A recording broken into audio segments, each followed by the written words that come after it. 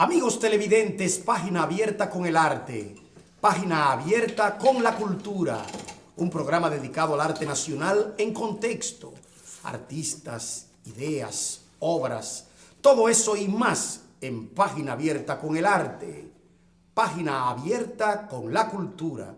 Hoy tenemos con nosotros y para ustedes un invitado especial. Tenemos a don Miguel de Camps Jiménez, abogado, historiador, editor, quien estará con nosotros hablando sobre un tema muy importante que hemos llamado historia y memoria, el decir de los acontecimientos. Bienvenido, don Miguel de Camps Jiménez, a su espacio Página Abierta con el Arte, Página Abierta con la Cultura. Don Miguel, usted ha sido testigo de una serie de acontecimientos que no son solamente intelectuales, sociales, académicos y otros que han incidido en lo que se llama las grandes discusiones sobre la edición, la historia, el pensamiento de la República Dominicana. Acostumbramos a preguntarle al invitado quién es el invitado, pero en su caso nos vamos a reservar la pregunta porque todo el mundo sabe quién es usted. Sin embargo, yo quiero iniciar este programa con una pregunta que me parece importante para esto que vamos a debatir. ¿Qué cree usted? ¿Cómo aprecia usted lo que es la historia en su vinculación con la memoria? Esa pregunta ha implicado en los últimos tiempos contradicciones, discursos, banalidades, pero es una pregunta que ha marcado el rutario intelectual, no solamente en la República Dominicana, sino en el Caribe, Latinoamérica y en el mundo. Las grandes historias se han escrito desde el punto de vista de lo que recuerda a alguien, de lo que escribe a alguien, de un documento que presenta a alguien, de falsificaciones, de verdades. Usted, que ya es una persona ducha en cuanto al manejo de la documentación, en cuanto a la edición de documentos, queremos que nos diga, para los amigos televidentes, ese vínculo. De hecho, ¿qué es lo que quiere decir eso de historia y memoria? ¿Cuál es su valor para la contemporaneidad? Gracias, Sodalí, gracias, Fidel. Mira, Sodalí, tú acabas de dar a la luz un libro de tu autoría sobre Duarte. Un libro que, como todo lo que tú haces, siempre está bien escrito. Y además de eso, tú recoges ahí, en un poema que leí, sobre Rosa Duarte, los escritos de ella, lo que decía, que su hermano dijo, y todo eso. Bien,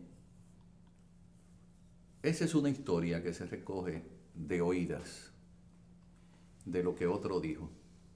A fuerza de repetirlo, se cambian las cosas. Acaba de salir a la luz pública otro libro de la autoría de Pablo Mella, un libro que se titula Los espejos de Duarte. Ese libro es un análisis de lo que refleja cada época y cada escrito, cada periodo que ha habido sobre Duarte en función de los intereses de cada quien. Es decir, si a los ultranacionalistas de la época de finales del siglo XIX les interesaba tener un Duarte, lo amoldan. Los actuales nos interesa tener un Duarte que compite con Dios. A Duarte le falta poco para tener la misma estatura que Dios. ¿Por qué?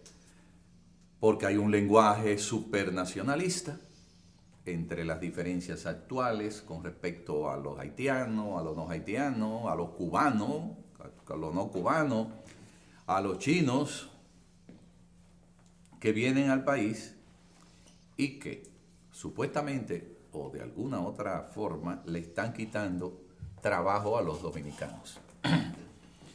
Entonces, este lenguaje es el que hace que la historia se escriba de una u otra forma. Pablo Mella, en ese libro Los espejos de Duarte, que va a traer algún escozor. Algunos, bastante escozor, don Miguel. Porque él dice unas grandes verdades. Las grandes verdades a quienes les ha interesado desde el estudio del discurso, y ustedes que son profesores de ese tema, saben bien la importancia del estudio de ese discurso. Entonces, ahí está.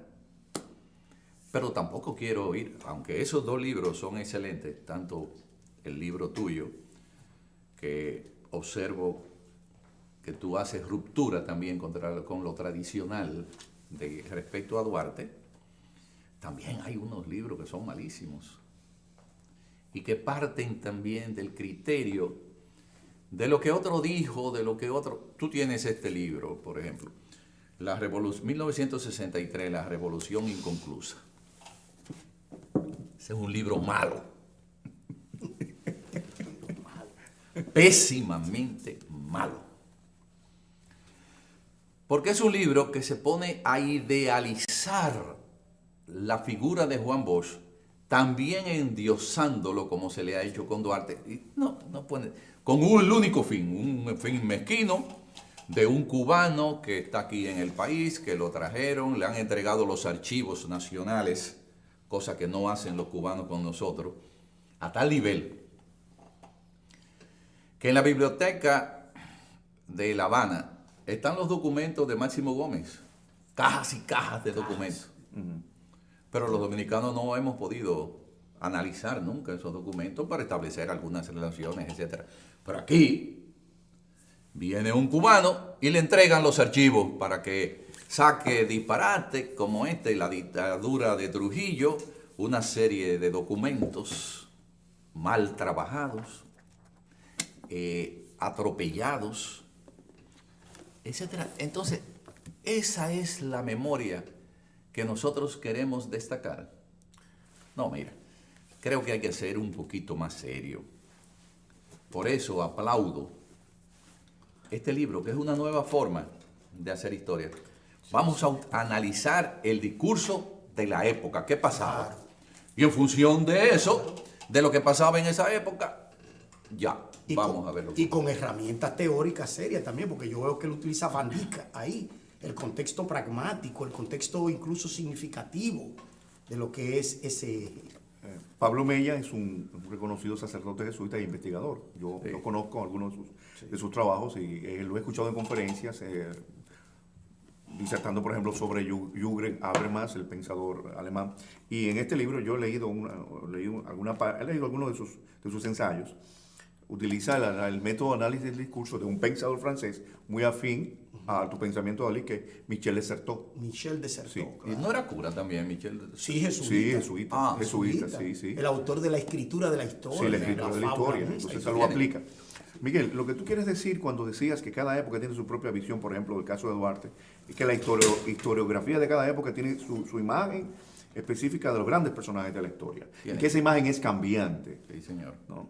Eso es interesante para la discusión sobre historia, historiografía e historiología, Odalis. Claro. No la quiero hacer muy académica. Pero así es. Pero es interesante esto, cómo esa visión, esa imagen es móvil, ¿no? La imagen de Duarte en función de los intereses. Claro, porque hay una adaptación. Los intereses de la época, ¿no? De las ideologías y de los prejuicios también. Fíjate, hay una gran discusión en el sentido de que qué es lo importante, el discurso histórico, la historia tal como uno cree que fue, o la mitohistoria. Claro. Pero hay una discusión en lo siguiente. El concepto. No ha valido que tú le enseñes a los jóvenes lo que fue la dictadura de Trujillo. Pero el peruano escribe una novela sobre la dictadura de Trujillo y muchas personas creen que esa es la historia, es una novela. Claro, la fiesta del chivo. La fiesta del chivo es una novela. Y además sobre los últimos días. Exacto. Sobre los últimos días. que no abarca todo. Entonces, No, un asesinato. la pregunta es, ¿hasta dónde vale la pena que uno escriba mito, historia, o que se ponga a demitificar lo que otros dicen y que a fuerza de decirlo y de repetirlo y de repetirlo y de repetirlo, han creído que es verdad? Lo convierten en una realidad. Hay en una algo verdad. que en esta conversación es bueno que se diga. Demitificar, en este caso, no quiere decir destruir, sino entrar en las líneas cardinales de un pensamiento por lo que él dice, por lo que su discurso sostiene. Por eso, el análisis del discurso es una herramienta científica muy importante y utilizada por los historiadores. No tanto como los lingüistas. Se creía antes que eso era asunto de lingüistas. Y sin embargo, los historiadores, después de Hayden White con su metahistoria, no mito-historia, su teoría de la metahistoria, se ha llegado a hablar del contenido de la forma y el discurso. Pero los filósofos también hablan del discurso. Claro, analizan el discurso. Claro, pero de Aparte la de los perspectiva historiadores. precisamente de lo dialógico Sí. de ese tipo de representación. Ahora bien, es verdad que la historia se adapta, es verdad que la historia se pone en manos de algunos mercaderes, de algunos dueños de documentos, y en fin, de una serie de figuras que no son las que están realmente aptas para tratar esto. En cuanto a la documentación, y quiero seguirle precisamente el hilo a la pregunta o la crítica que hace don Miguel de Camps, se trata de que cuando hablamos de historia, cualquier anecdotario puede echar por el suelo, óigame bien, una tesis, y no es así. Yo me quejaba cuando escribí el libro sobre Max Enrique Ureña, que por qué los originales estaban en el Instituto de Lingüística y Literatura de La Habana, que por qué aquí yo tuve que hacer 1000 maromas para poder escribir ese libro cuando allí estaban y nosotros no podíamos microfilmarlo, no se me pudo enviar allí. Cuando después el gobierno dominicano pagó una edición para que saliera toda la papelería que estaba en La Habana y sin embargo la publicó el gobierno a través de la Secretaría de Cultura y tenemos allí los 27, 28 tomos de don Max Enrique Ureña que la mayoría de las personas ni lo ha leído porque ha sido una cuestión prácticamente avasallante, pero que están ahí. ¿No? Y están ahí incluso hasta mal publicados. Eso sí puedo yo decirlo porque los he estudiado, los he tenido que estudiar precisamente. Y veo que todos, incluso yo me quejaba, recordar a usted, don Miguel, de que no hay un solo especialista prologando los 20 y tantos tomos de los papeles y apuntes de Max Enrique Ureña. ¿Cómo es posible que se publiquen 28 tomos, 27 tomos, 30 tomos y que no haya un especialista dominicano, un pobre dominicano que pueda prologar una obra pagada por el Estado dominicano? Yo me quejé y eso está escrito en el libro que me publicó el archivo. Porque aquí realmente estamos siempre bajo ese rutario de un señor que no tiene nada que ver con este país, que a lo mejor vino, se naturalizó hace 2 horas y ya ese señor es un encargado o puede decir algo sobre eso. Pero ya estamos señalando Entonces, varias cosas distintas que no tienen que ver con la historia o el tema inicial. Sí, tiene que ver. Bueno, Tiene que directamente. ver, claro que sí que tiene aclaro, que ver. aclaro, pero son criterios de manejo concreto. Sí, Quiero decir, quién recopila, quién edita, quién prologa. Óigame, ¿no? Y no yo solamente no- la visión, la óigame, visión que está dentro en ningún de la país obra. ¿no? usted puede editar, prologar Sí. documentos de ese país sin que usted no sea un probado especialista en Cierto. esos documentos. Y nosotros no tenemos esos probados especialistas. No lo tenemos. Y además, aún usted se ha probado, es un problema incluso hasta de administrar. Este cubano no puede hablar sobre lo que él pretende aquí, menos la forma. No es que no tenga el derecho, claro que tiene el derecho. Sí, no es un asunto de... Bueno, eso es parte de la libertad. Claro. Pero La autoridad, tú te refieres a la autoridad. Pero hablar y que pretendan hacer este tipo de cosas con Juan Bosch. Mira, yo no creo que Juan Bosch se merece esto. Yo creo que Juan Bosch se merece muchas otras cosas y que se merece. Pero además, todas tus obras. Acaba de hacerse una edición de las obras completas de Juan Bosch. Que no la conoce casi nadie. Que por cierto, que se conoce muy poco, pero son 40 tomos. 40 tomos extraordinarios. Con 40 estudios de Y con especialistas. 40 estudios. Que algunos eran buenos, otros eran malos, pero son 40 estudios. Entonces, ¿Qué es lo que hay que ponerse a estar escribiendo de una revolución inconclusa donde este cubano dice que Juan Bosch es un referente al cual hay que acudir como arca de alianza bíblica en los momentos de desesperación? Retórica, No me diga, por Dios, esto. Entonces, esa verborrea que a nosotros los dominicanos nos encanta. Nos encanta, sí. Nos encanta. Nos fascina. Nos halaga. Nos fascina. Entonces, pagamos para ello para gente que están inapropiadas. Inapropiadas, no es que no tengan una formación. Ya a mí personalmente me gustaría tener la formación intelectual que tiene este señor. Pero por Dios, porque tenga formación intelectual no necesariamente tiene que ser bien. No, claro. Entonces, Ni estar autorizado para tal tarea. bueno, sí, está autorizado porque lo autorizaron y eso lo publicó la propia fundación. La propia fundación que está dirigida en el sentido que decimos nosotros, por no es un una nieto autoridad de Juan verdadera. Bosch. Debo decirle, señores, que todo eso es materia no solamente de discusión, sino de reflexión. Sobre ese y otros tópicos vamos a hablar en el próximo segmento.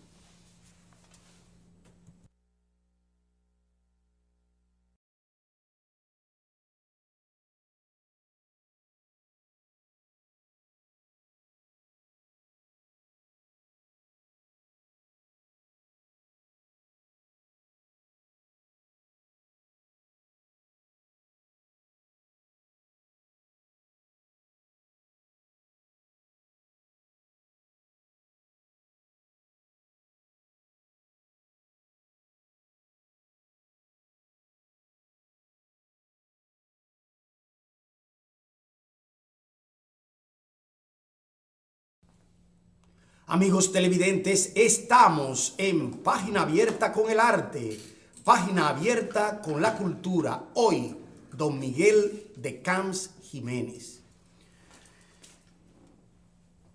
Yo creo que además de que tenemos estas cardinales, estos nudos, estos nódulos, a propósito de la ciencia de la historia, porque así es que hay que hablar. Hay que decir claro que la historia no es lo que muchos creen. Cualquier persona que tenga una anécdota sobre Trujillo ha creado aquí un anecdotario que faltarán estantes y estantes. Se van a escribir miles y miles de libros sobre Trujillo y va a pasar lo que dice don Miguel de Camps. No va a haber manera de que a la juventud se le enseñe quién fue Trujillo. Porque el mito ha arropado realmente ese real social que fue Trujillo, esa tragedia que constituyó para la República Dominicana Trujillo, ese incluso trauma histórico que constituyó esa dictadura. O esa realidad histórica, por llamarlo de una manera. No, porque es una realidad. El mito sustituye a la realidad histórica. Exacto, pero entonces aquí el mito fábula Sí. lo que ha hecho es arropar. Entonces cualquier erudito que no conoció ni siquiera a Trujillo te sale con un libro de 900 páginas hablando de Trujillo y no sabe realmente. Pero además, tú reúnes documentos sobre ese tipo de cosas y muchas veces esos documentos son insustanciales. Sí, pero hay un aspecto, aparte de la desfachatez, Trujillo es un tema negocio, es un negocio. Fundamental. Es el aspecto editorial que debemos tomar en cuenta. Claro, vende. Sí, vende, el tema que vende. Sí. Entonces ahí entran esto, ahí entran los aventureros de la escritura y de la investigación histórica. Sí, como historiador, ¿usted cree que recopilar documentos, en general, no me refiero solamente a esos tomos que están ahí, sino porque hay una manía de recopilar cartas, pedacitos de papeles, documentos, acta de nacimiento? Hay una manía aquí que no es solamente de historiadores, sino que son de algunos oráculos que hay aquí que quieren hablar a través de eso. ¿Qué debe ser una recopilación de documentos en la actualidad? Una recopilación de documentos es que tú tomes unos documentos que aparecieron o que buscaste, ¿O que compraste? los analices y los publiques. Pero, ¿cómo tiene que ser publicado? Tiene que ser publicado poniendo al individuo en el contexto. Te voy a poner este ejemplo de otra barbaridad del cubano que está dirigiendo ahí los archivos dominicanos. ¿Cuál es su nombre? Acosta Matos, creo que Elíades. Elías Acosta Matos, sí, conocido. Mira, por ejemplo, él publica el documento número 4 de los papeles de Trujillo, pero los papeles sin análisis.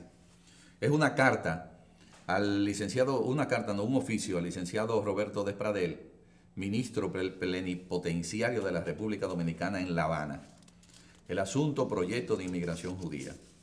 La firma Ernesto Bonetti Burgos, secretario de Estado de Relaciones Exteriores, diciéndole: habiéndose tomado la debida nota e informándole que es incierta y errónea la información sobre el proyecto de inmigración judía, la cual ha sido desmentida, al gobierno dominicano no le interesan los judíos, sino los agricultores, y los judíos no lo son. Bueno, pero mira. Es un documento que necesita de un análisis. Necesita ser presentado como análisis. Claro. Primero, ¿por qué? Porque sí es cierto que Trujillo hizo una campaña en Evian para que los judíos vinieran y le dieron. De hecho, vinieron y le dieron asilo en Sosúa. En Sosúa, en Puerto Plata, sí. Entonces, sí les interesaba. Claro. ¿Y por qué les interesaba? Primero les interesaba porque eran blancos. Sí, Y después, porque eran gente trabajadores. está bien. Son gente trabajadores. Pero eso requiere de una explicación, Sí, eso. de una nota Entonces, a pie mira, de página. lo de cuarto que se gastó el gobierno con unos documentos que decía capacidad, que bueno, yo Sí, te regalé, o la te lo traje yo República- al país, Sí. estaban escondidos por el mundo. Sí. Y yo de repente en una librería vieja me encuentro con todos estos documentos, estas publicaciones, hechas en 5 idiomas. Don Vicente Alemán, Tolentino, francés, sí. inglés, español. Entonces, todos esos documentos decían la capacidad que tiene la República Dominicana para admitir extranjeros. extranjeros. Y ahí los judíos tenían una explicación. Los únicos que se rechazaban eran a los negros. Claro. Y decía un negro, el papá de Hugo Tolentino, Don Vicente don Tolentino Vicente, Rojas. hombre respetable, pero negaba su negritud. Claro. Es decir, que de todos es sabido que los negros lo que les gustan es estar en la sombra y que se reproducen como cose locos, que son Haraganes. vagos, que son haraganes, que son todo. Bueno, quiere decir que sí había una política, pero ¿quién ha hecho un trabajo sobre la migración, la inmigración a Santo Domingo? Hay contados individuos que han tratado ese tema y muchos que han hecho mitohistoria sobre el tema. Bueno, pero yo podría decir, discúlpeme, siendo un poco defensor de él, digamos, poniéndome en una posición defensora y como abogado del diablo, que su trabajo se limita a hacer un trabajo de carácter recopilatorio y no de carácter explicativo. Entonces, que la explicación no le incumbe. Entonces no debe tener. Si es recopilatorio. Entonces no debe tener Elías Acosta Matos editor, Ajá. cosa que tampoco es verdad, Ya. que puede ser editor.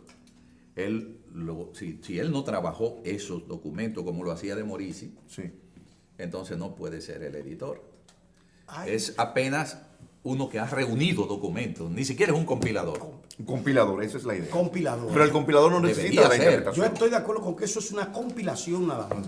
Nada más. Pero también la compilación necesita. Requiere. Porque Es que obligatorio. entre recopilación. Esto lo para hace, mira, contextualizar. esto lo hace. Claro. Pero esto una lo hace. explicación, no una interpretación, la compilación. Esto lo Para hacen. contextualizar. Mira, se refiere a tal Esto lo política. hacen para él decir, llegué a la República Dominicana y ya tengo 10 libros hechos. Pero mira, oye, ¿qué es esto? Un libro de historia serio amerita un trabajo por encima de los 5 años. Claro, Miren. sin duda. Mínimo. ¿O acaso alguien cree que este libro de Pablo No. Mella salió de la noche a la mañana? No, tiene un estudio y una base de referencia. Es un trabajo, Un trabajo. analizando el discurso de Claro. cada época con una formación filosófica propia de un sacerdote que ha estudiado como él Sí, un y estudioso. que nos aventaja en ese sentido, porque su especialidad en el campo de la filosofía y el análisis del discurso.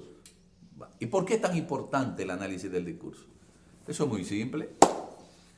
Cuando tú escribes, ¿tú te acuerdas de Almoina? José Almoy. José Almoina, vamos a contextualizarlo. José Almoina fue un español que vino aquí, fue adoptado prácticamente por doña María, la madre o la esposa de Trujillo, la esposa, La esposa. y que le dio clase a los hijos de Trujillo y en una oportunidad salió fuera del país y escribió un libro increíblemente agresivo contra el régimen, diciendo intimidades del régimen. Una satrapía en el Caribe. Y Dos Trujillo, secretarios de Trujillo. y Trujillo lo mandó a matar. Trujillo no tuvo la menor duda que fue Almoina, porque tú coges el análisis del discurso y demuestra que fue un español, porque te habla de modismos solamente que pueden ocurrir en España. Y segundo, de gente que estaba muy cercana a la casa de Trujillo. Entonces, ¿quién tenía eso? Almoina. Arránquenle la cabeza. Y lo que pasa es que él se firmó con el Bustamante aquel, y Trujillo, que era sagaz, no fue a México, no envió sus agentes a México a investigar, sino a la dirección de la editora y la imprenta en Guatemala, y preguntó que a nombre de quién estaba el cheque y el dinero pagado. Ahí le dijeron el nombre. Se quedó callado astutamente, le mandó cheques, el español se quedaba con los cheques, le mandaba a volver, se quedaba, siempre le ponía una excusa. Eso lo relata Bernardo Vega en su libro Almoina Galíndez, muy claramente. Y ahí él esperó hasta lo último, cuando ya vio que el hombre estaba enterado de que había un plan en su contra, no volvió. Entonces le envió a sus agentes para que lo mataran en México. Y ahí concluyó con Almoina. Pero fíjate, el trabajo de Bernardo Vega justamente tiene mucho más sentido, porque coge los documentos y lo analiza, los agrupa y los analiza. Y los analiza y los cita. Con errores o no, pero no los analiza. Y esa es la opinión de Bernardo Vega. Exacto. Sí.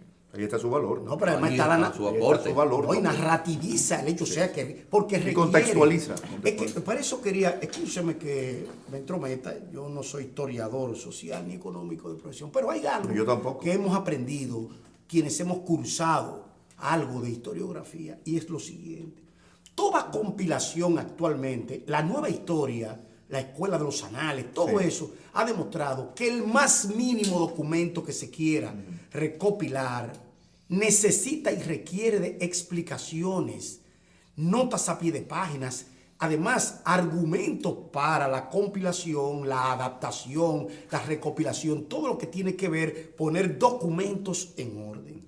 En ese caso, por ejemplo, ese libro tiene cartas, oficios, que incluso le enriquecerían al compilador hacer esas explicaciones.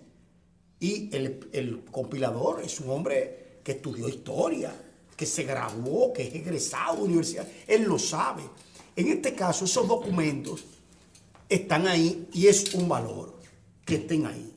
Ahora bien, ¿quién interpreta y cómo se interpreta? Incluso eso requería una metodología de lectura de ese tipo de documentos, porque esos son documentos desepocados, fuera de contexto epocal. Entonces, eso merece una explicación, pero además un tratamiento por cada documento. No es decir que fue publicado en tal parte, sino decir de qué se trataba. Esa cita que ha hecho don Miguel de Camps ahí sobre los judíos requería de una explicación importantísima. Lo que ustedes están queriendo decir al público televidente es que la tarea de compilación y recopilación de informaciones en libros tiene sus criterios, tiene sus reglas y tiene sus normas que hay que seguir fielmente. Que no se trata de juntar cosas, que hay que seguir aún de armar algo. No, solamente para agrupar. No agrupar. Porque eso entonces es una, ¿qué te digo yo?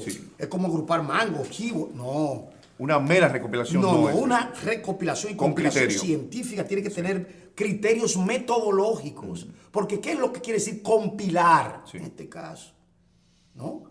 Compilar remite a esa misma operación de orden. No es que reunir ni recolectar. Es ordenar con un criterio, en nuestro caso histórico. Incluso ya en Cicerón, ¿no? En Quintiliano, la recopilación y la compilación era una técnica. Porque además, entiendo, ¿qué es lo que se compila y qué es lo que se recoge, ¿no? De muchas cosas, hay un espectro, ¿no? De lo que tú recojas ¿qué es lo que se recopila? Necesitas de una explicación. Exacto. Requiere de un tratamiento científico, porque ya estamos hablando de que la historia es una ciencia, es un dominio. Señores, me están haciendo señal de que ya debemos ir parando, y en el próximo segmento seguiremos con este y otros temas.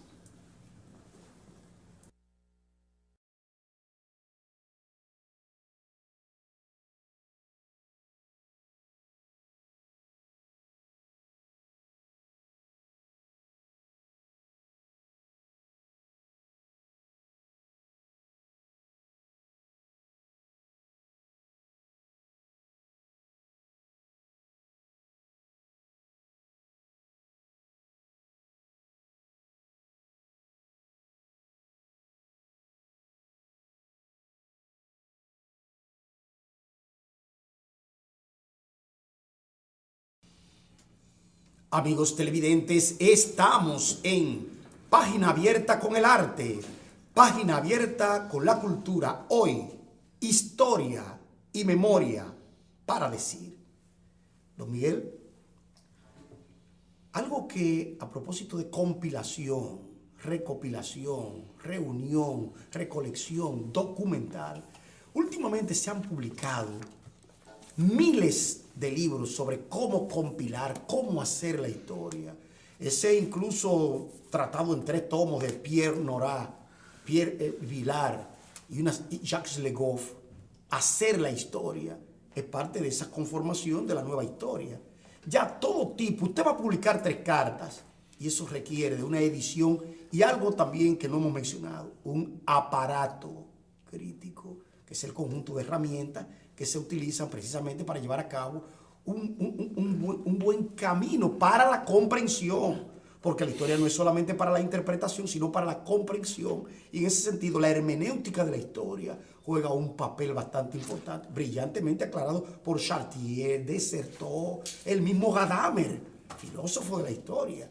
Entonces, en ese sentido, y seguimos con estas publicaciones que hemos tenido aquí, también diciendo que el Archivo General de la Nación, que publica esta obra sobre Trujillo, acaba de publicar una obra realmente importante del poeta, abogado, historiador Pedro Mir, titulada La noción de período en la historia dominicana. Libro que es importante que la historiografía lea, conozca y los historiógrafos lean y conozcan como fenómeno editorial y al mismo tiempo como fenómeno histórico-científico sobre la República Dominicana. En ese sentido, don Pedro Mir no recopila nada. Es un analista de todo esto que estamos diciendo en las diferentes formaciones históricas y culturales de la República Dominicana. Además, es un libro que defiende una perspectiva de la historia universal y nacional basada en lo que se llama esa nueva historia, donde los historiadores franceses sería bueno que realmente te explique que es un libro, pero con 3 tomos, 3 libros. Lo pongo ahí para que lo vea incluso. Pero que no es una repetición del mismo libro, sino que está en 3 tomos. Claro, y se publicó originalmente en 3 volúmenes que sumaron 813 páginas los 3 primeros en la edición de la Universidad Autónoma de Santo Domingo, que fue una investigación que el CERES, Centro de Estudio de la Realidad Social Dominicana, publicó en su momento, 1983, y aquí se publica casi en la misma cantidad. O sea que, y con mejor edición, porque claro, estamos hablando de un libro que tiene 30 años, ahora está bien hecho, con otros criterios y publicado por el archivo. Entonces, estamos hablando de que ya la historia, y vuelvo, que no quiero que nos perdamos, ya la historia para escribirla no necesita de espectáculo, necesita de argumentos que deben ser probados, conocidos, tratados y divulgados, sobre todo. ¿Qué usted cree sobre eso? Mira, todo depende de quienes patrocinen, que como siempre hay las cosas. En estos momentos, uno no debe dejar pasar por alto de que el Archivo General de la Nación ha estado haciendo, bajo la dirección del equipo que integra Roberto Casá y sus demás compañeros, un excelente trabajo. Un excelente trabajo. Mira, de decir lo que ahí se hace es producto de un par de programas como este, nada más para poder enumerar. Recogiendo las voces de la historia en su primer foco, que es en los autores de los hechos históricos. Y ahí van, en estos días en un boletín salió una entrevista que le hizo Aquiles Castro a el ingeniero que trabajó en la construcción de la silla eléctrica, aquí. Directamente él explicando todo eso. La historia testimonial se llama eso. Entonces, esa es una gran labor, una gran labor. Lo que a uno le molesta es la simplicidad con que se le entregan los archivos a una persona que lo que está buscándose la vida. un buscavidas. Entonces, que no acepta la crítica, que no entiende que hacer 10 libros en 2 años es una locura. Sí. Es una locura. Yo creo que el único que podía hacer eso era Balzac, ¿verdad? No, ni de Maurice. Más nadie. Ni de Maurice en su época. Pero, entonces, Es como una mancha en el manejo, esa ¿no? complacencia, En el archivo, ¿no? esa complacencia que nosotros tenemos con todo lo que huele a extranjerismo, Y extranjero. óyeme, eso habría que revisarlo ya.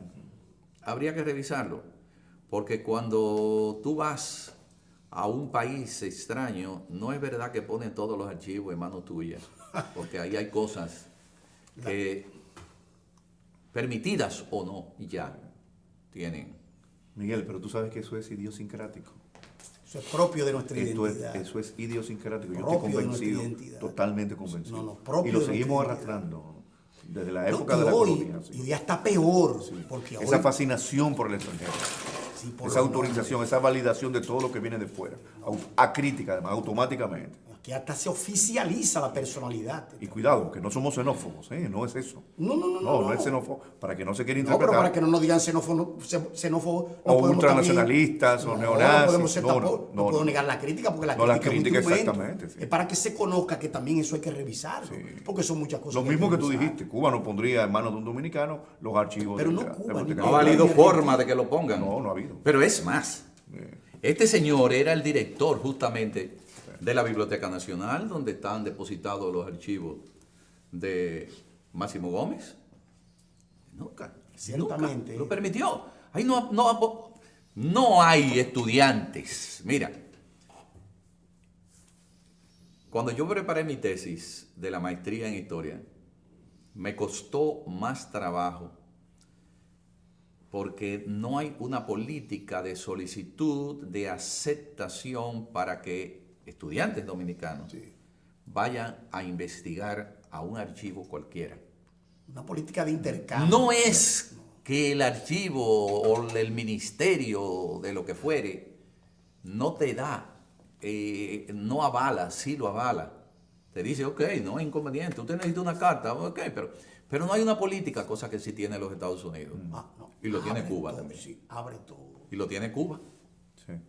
Vamos a ver qué fue lo que ocurrió en la dictadura de Trujillo, que Trujillo preparó otra cosa. Mira lo marginal.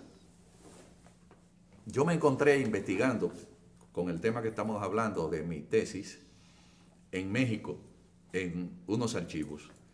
Y ahí encuentro una solicitud que hace Trujillo para comprar fusiles Mauser a México, que eran los mejores de ese momento. México fabricaba, me enteré ahí. Y estamos hablando del 35, 36. Del año 35. Del año 1935, 1936. Empezando Por ahí. la segunda gestión. Y compró como 500 o 600 fusiles Mauser ultramodernos. Bien, ahí está el documento.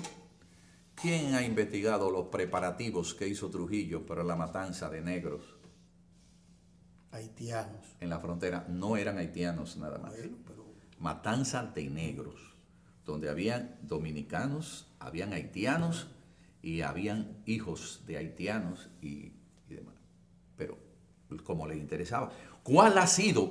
Está investigando este novelista, está investigando en este país o enseñándonos a investigar en ese tema. No. Seguiremos haciendo más de lo mismo.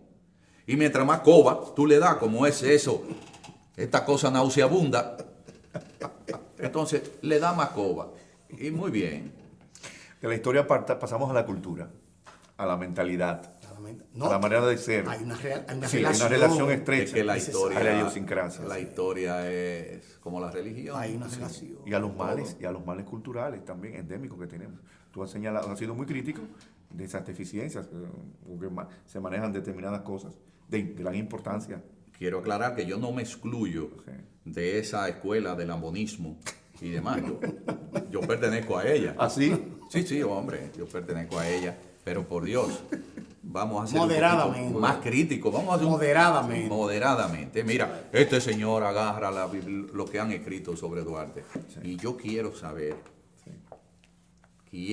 cómo es que lo van a recibir esto. A mí me satisface mucho porque otros han sido hasta deportados de este país. Sí. Porque sí, se han metido porque se han metido con eso. estos guruses. Sí, ¿no?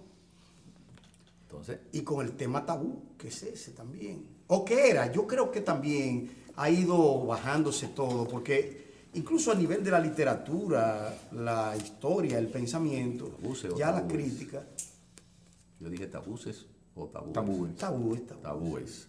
El caso es que, de todos modos, esto pone una oposición entre mito, historia y meta-historia. Son distinciones que hay que tomar en cuenta. Yo creo que ese es un libro importante por lo que aporta también metodológicamente, el libro de Pablo Mella. Pero también yo estoy seguro que eso va a ser tomado como parte de un criterio ideológico que defiende el Bonó y defiende precisamente el mismo. Por ahí es que el libro va a solicitar muchas páginas, muchas discusiones, porque ya hay un prejuicio no contra el libro, sino contra la persona que escribe el libro, que está marcado por una, yo diría una línea, una cardinal, que es no desunificadora, sino unificadora. Sí, pero eso tiene Y que en ver ese también sentido, con otro aspecto de nosotros. no, los ya, democráticos. pero que de la crítica, la cuestión cultural, que aquí no criticamos las ideas, sino que atacamos las personas. El argumento ad ya él, hominem. ya él está suponiendo y le está dando como una validez. No, Sí. Tú estás suponiendo. Bueno, yo estoy suponiendo porque Porque hay un ese es el- contexto, porque es que ese llega es- un contexto de personas esa es la costumbre, que se Miguel. oponen. No, y además, Sí. que yo no que estoy A suponiendo. descalificar a los. Óyeme bien, yo estoy seguro de que ya Sí. los ultranacionalistas que lo conocen a él por su lucha en el Bonó Sí. y con los jesuitas, tú sabes que los jesuitas, como dijo alguien, hay los jesuitas buenos y los jesuitas malos.